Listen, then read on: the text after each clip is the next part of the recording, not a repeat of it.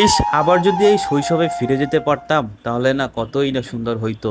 পাখি হয়ে আকাশে উঠতাম, নয় নিজেকে মেঘের সাথে মিলিয়ে দিতাম। প্রথম দেখায় যেন চোখ দুইটা আটকে গেল, সেই শৈশবের ভিতরে আবার চলে গিয়েছি। তবে এত ইমোশনাল কথা বলে লাভ নয়, এখন আমরা বড় হয়ে গিয়েছি। আজকে আপনাদেরকে দেখাতে চলেছি ধানমন্ডি লেকের এক বিচ্ছিরি অভিজ্ঞতা। ঢাকা শহর একটা জ্যামের শহর, আর এই জ্যামের শহরে একটুখানি শান্তি খোঁজার জন্য হাজার হাজার মানুষ এই ধানমন্ডি লেকে আসে। তবে এই লেকের ভিতরে যে অবস্থা, রাসেল ভাই বিশ্বাস করেন আমি এটা দেখার জন্য একটু প্রস্তুত ছিলাম না। বিশ্বাস না করার এই বিষয়, কারণ এখানে কোনো প্রকার অসামাজিক কাজ হচ্ছে না। এই বিষয় নিয়ে যদি আপনার বিস্তারিত জানতে হয় তাহলে আপনার পরবর্তী ভিডিওর জন্য অপেক্ষা করতে হবে, এবং সেই ভিডিওতে আমি বিশ্লেষণ করব যে এই পার্কটি কাদের জন্য উপযুক্ত। তবে এই পার্কের ভিতরে ঢুকে মনে হচ্ছিল এই পার্কের ভিতরে অনেক প্রকার রাক্ষস আছে। প্রাণীটি ছোট হলেও কামড় দিলে সাংঘাতিক পরিমাণ ব্যথা পাওয়া যায়। তবে এই পার্কে আসার জন্য আপনাকে ছোট পোশাক বাদ দিয়ে বড় এবং ঢিলাঢালা পোশাক পরে আসতে হবে। তবে এই প্রাণীটি কামড় দিলে আপনার টাইফয়েড, ডেঙ্গু এছাড়াও বিভিন্ন ধরনের মরণব্যাধি রোগ হতে পারে। এবং এইখানে বিভিন্ন ধরনের খাবার এবং ফলের জুস পাওয়া যায়। এছাড়াও এখানে কয়েকটি ক্যাফেটেরিয়া আছে যেখানে বিভিন্ন ধরনের ফাস্টফুড টাইপের খাবার পাওয়া যায়। অফিস টাইম শেষ করার পরে